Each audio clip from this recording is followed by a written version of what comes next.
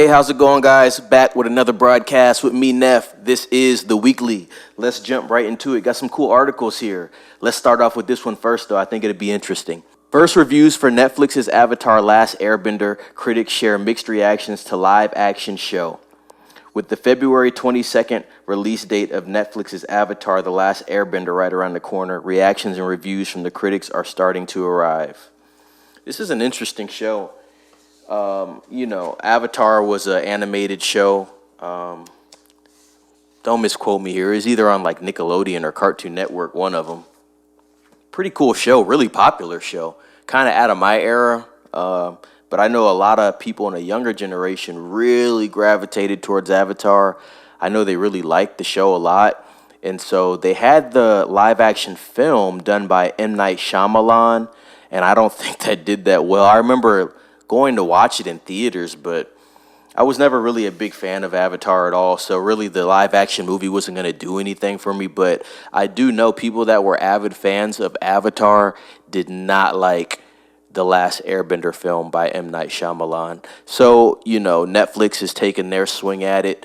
Visually, this looks really good. I've seen the trailer of the Avatar. I know a lot of Avatar fans are actually really excited about this. So I want to see what they say about it since they're actually really into Avatar. But from the trailer, I can say it does look impressive. Of course, there's some CG work. You need to have some CG work with with a lot of the characters in this show.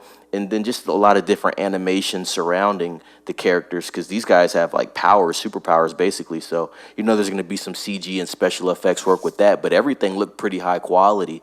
Let's read this article just a little more. Netflix recently held the official red carpet premiere for Avatar The Last Airbender in Los Angeles, and afterward, critics shared their first thoughts and reviews on X, formerly known as Twitter, of course, about what they've seen so far. Collider's Mike Thomas proclaimed that it is fantastic, also noting how the actors feel like Team Avatar. This is a quote from Mike Thomas. The first episode of Netflix's Avatar The Last Airbender is fantastic. From the opening scene, you realize that this is far better than the 2010 film. The fights are great, but the standouts are the actors. These kids feel like Team Avatar, a fun new take on a timeless classic.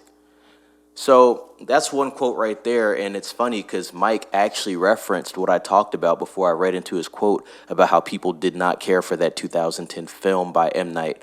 So, that's good. This guy seems to be a fan of it. He seems to know about the Avatar story, and I think he watched maybe the animated version. So, he can kind of draw back from his memory on that and compare it to this now. So like I said, people that are really fans of Avatar, I think they'll really be excited about this. I've talked to some people personally that are excited about this as well. So I want to see how they feel about this show, and I want to hear their reviews. But I'm not going to read the rest of this article. I'm going to leave the rest of it in the description for you guys so you can check that out on your own. But funny enough, Avatar, February 22nd, coming out tomorrow.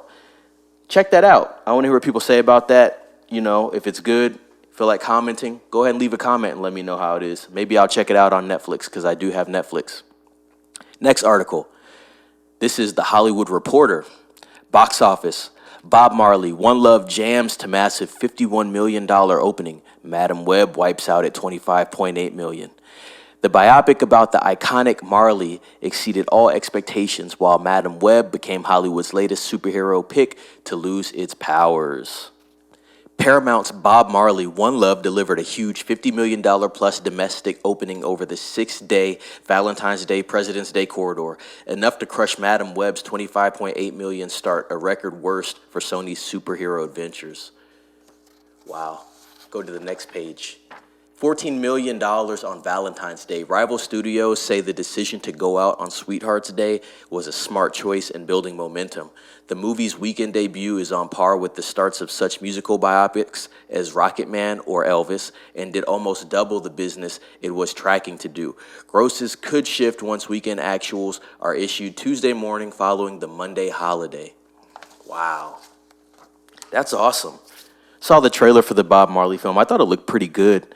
$50 million first weekend is really good, especially when you take into account that this movie came out on Valentine's Day, I believe, the 14th, And then on top of that, this is a biopic about Bob Marley's life. So you're dealing with a lot of practical at this point. You don't need to use, your whole budget on CG special effects or anything like this. So I think $51 million is huge for this movie. If I were to gauge how much this movie costs, just based off the information I have and what I've seen, I have not looked into numbers, but based off what I've seen, I'd say this movie costs $70 million to make, tops. And I'm actually going to do some research and check. But it looks like about $70 million. So to get $51 million, that's awesome. One, the marketing team did well for this movie. People are clearly interested in it. And now you have the chance to actually blow your production budget out of the water. I don't know how much they put into marketing on this, but it seems like people are very interested in it, and it seems like a good film. It's on Paramount, so I don't know if I'm going to see this one in theater. Funny enough, I saw Madam Web, but I think when Bob Marley does hit the Paramount app, I think I'll give that a shot. I know Kage is really interested in this film as well. I wonder if he's going to go see it in theater too. If he does, we'll definitely have his review on it. But man, really good for Bob Marley. Yeah, if anybody's a fan of Bob Marley and they're not aware of this movie being out, go check it out. The box office says a lot. When you can hit $50 million in the middle of a week going up against a Sony/Marvel Studios film, that's saying something. Next article, and the last article for today. Madam Web's bad reviews explained. 6 biggest criticisms. The latest entry in Sony's Spider-Man universe is finally in theaters, and the reviews have quickly proven it is another critical disaster. But what have the biggest criticisms been, and why is Madam Web so bad? The movie arrived on Rotten Tomatoes with the worst critic rating yet for Sony's Spider-Man universe, at 13%, and didn't land much better with fans at 51%. The cinema score, a rating determined by audience reactions. Yeah, let's go through a couple things here. I'll list a couple, and then, like I said, I'll leave the article in the description if you guys are interested in reading a little more. I'll go through the first 4 they got here. So, 6 things wrong with Sony's Madam Web. Number 1, Madam Web's awful dialogue. Number 2, bland and uninteresting story. Number 3, Ezekiel Sims is a terrible villain. So, that's a couple right there, a little more than a couple actually, but I'll let you guys read the rest of it. I saw Madam Web, like I said. Funny enough, the fan rating is fairly similar to what I rated it. I gave this movie a 5.5 out of 10, and I'm going to wait to go into description about this movie in depth until we do the Popcorn Square podcast. We'll have a whole episode dedicated towards Madam Web. But like I said, it's funny that they had number 1 on here, the dialogue, because I thought that was the weakest point of the movie. The movie wasn't that bad. There was some sketchy CG. You're going to see that with these Disney, Marvel, Sony productions, right? Now, this is Sony, okay? But it's still within that Marvel realm, and we know Disney they have some influence, right? So, you're going to see some stuff like that. But like I said, overall, the movie, it was not the worst movie I've ever seen, but I do have to say that the dialogue is the weak point of the film, and I think it's so weak to a point, it just leaves you uninterested and you're not engaged in the rest of the film. Other than that, there's some things that could be tweaked here and there. As we've said, Sony has a lot of pressure on them to get out a female-led Spider-Man film, and for it to not really do well, that's not a good thing. But I'm not going to talk any more about Madam Web at this point. I'm going to wait for the podcast. I saw it.